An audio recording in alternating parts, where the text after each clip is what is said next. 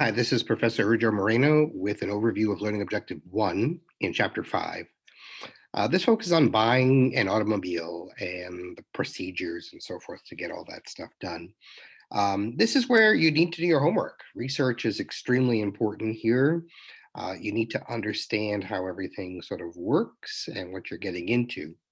All I would just say, there are many different steps that are involved that you should kind of know about in choosing a car. There are many, many choices for you, but all I can tell you, as someone who's had a number of them at my age, you need to get something very reliable.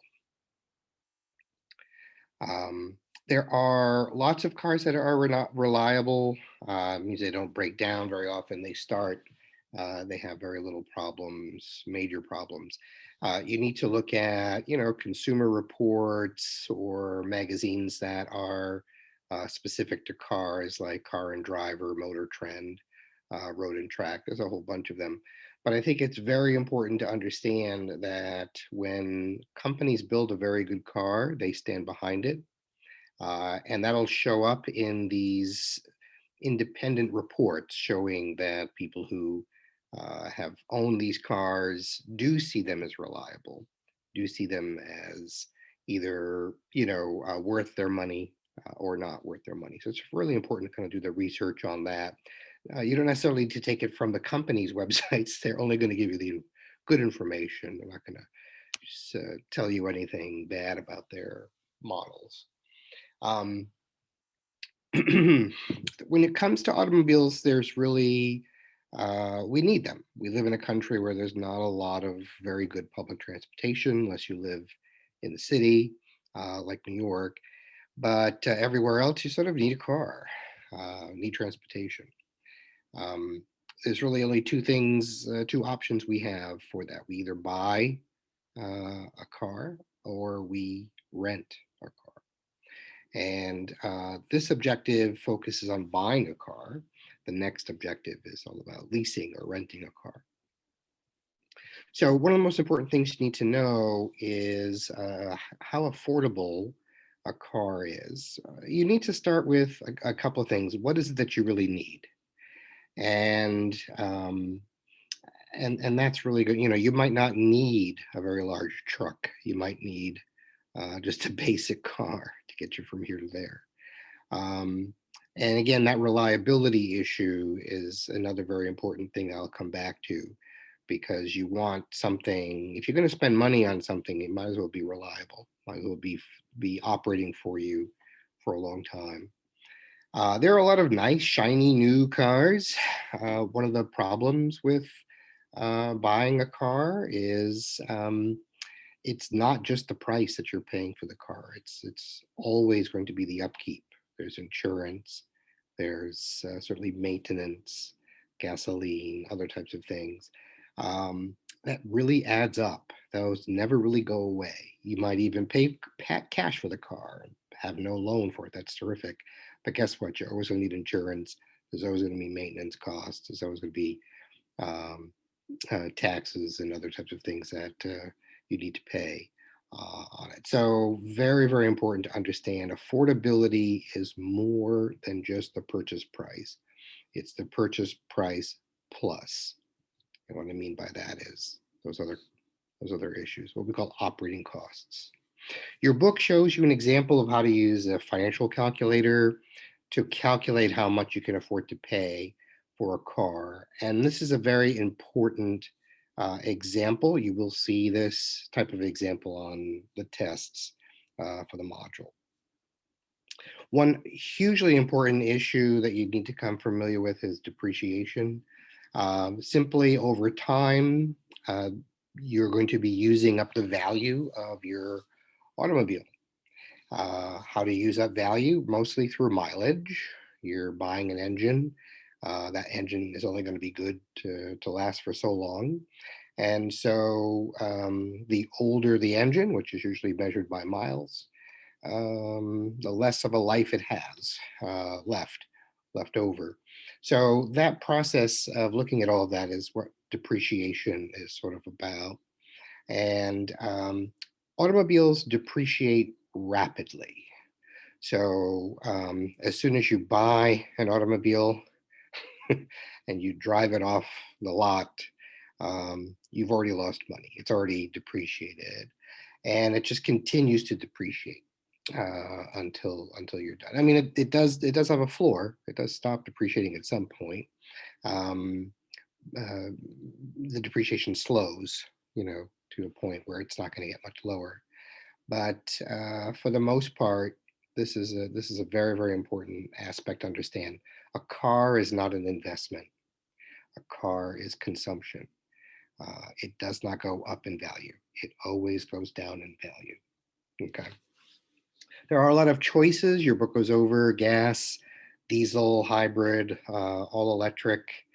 Um, you know, there's lots of different, it really kind of depends on where you're at. Of course, the cheapest of all of these is still the gas powered engine. Um, they're doing a great deal of work in hybrids and electric vehicles. It's just not as cost effective to the manufacturer, so it's still, those prices are still pretty high when they get to us. Over time, I do think the manufacturers are going to get really good at lowering the costs of creating hybrids and electric vehicles. And so we'll be paying less money for those cars in time. But right now, they are a little pricey because they're still reasonably new. Okay. And speaking of new, when you're buying a car, it's either, you're either buying one that's new or you're buying one that's already been owned. They say new or nearly new or used. I like the nearly new. It's still used, whatever you want to call it. But generally, with whether you're getting a new car or a used car, that depreciation concept should always be on your mind. If you're going to buy a new car, you want to try to negotiate that depreciation down up front in your price. If you're looking at a used car, it should already have that depreciation factored into its cost. So you're not going to lose any money buying a used car. It's trickier with the new for sure, because that negotiation can be tricky. In terms of size, body style features, to me, it's all personal preferences. Again, I'll go back to the reliability issue. Um, that whatever you're getting, whatever size, body style, or features, as long as it's got a history, it's got a reputation of working and continue to work, and it's reliable and dependable. That to me is extremely important here. You might be trading in a car for another one.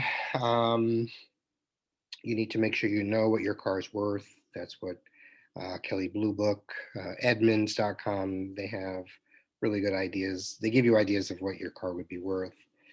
Fuel economy, that's very important. I drive a lot, so certainly getting over 40 miles a gallon on the highway to me is very important.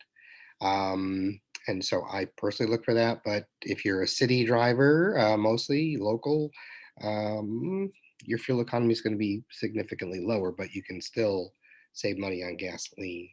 And there are cars that have an enormous number of safety features today.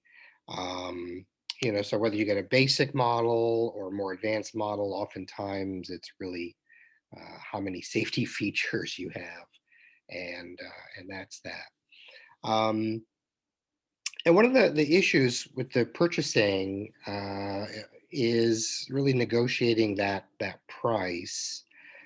Your book talks a lot about that, and that's an issue. Let me just show you briefly. Let me go to the news here. This is just a week and a half ago, showing the average new car price is now over $40,000. Making sure that was okay, I looked it up. Another reference. So CNBC also had a news story showing down here the average price paid for a new car is about 40,000. Look at that. For used cars, it's 23,000. Okay. So we're still talking about, regardless of negotiating a price or the purchase price, you're still talking about a significant amount of money that you're going to be using in buying a car. And very similar to one of the activities I have you do is, cars don't last forever. So this is good. This process is going to repeat several times over the course of your lifetime. So you're ending up, if you did spend $23,000 on a car every time you bought a car, and you used them, say, for 7 or 8 years before you got another one, you'll be spending close to a $250,000 of during your lifetime on automobiles. If you're buying new cars, you're spending a lot more than that. So it's costly. It's very, very costly. And so it's really important to see if you can get the very, very best price when you are negotiating. And I would say one of other things is not just getting the best price in the car, it's also getting the best financing on a loan for the car. If you need a loan, which most people do, you want to make sure your credit score is high enough to get the very best rates for the car loan. The issue of anchoring is always a problem everywhere we go, but basically, this is a psychological tool that's common not just in car dealers, but everywhere. But they give us an idea of what the price is about something, any particular article, like a car or a house or oven or whatever you're buying. And that price sort of anchors you into thinking that's the real value of that product. Um, and it's regardless how much new information you absorb, it's sort of hard to pull you away from that. Um, Unfortunately, this works to businesses' benefit, not to your benefit. So make sure you're absorbing as much information as possible, and so you understand how far you can negotiate. Okay. The sticker price on a car, very rarely should be the price you pay. Okay, it depends on the demand for the automobiles. Um, Overwhelmingly, you can negotiate down, but don't think you can walk in and get 30% off a car. It's not. It doesn't work that way, and that's because the dealer markup, the margin of profit that the dealer is working with, is reasonably low, on the full price of the car. That's their profit on it. So they'll be willing to discount a certain amount depending on the type of car it is and what the demand for it is. But if you're getting a 5% discount on a smaller car, you're doing really well. You're doing really well. Getting more than that, you're excellent. Um, on higher price cars, there's more profit built in.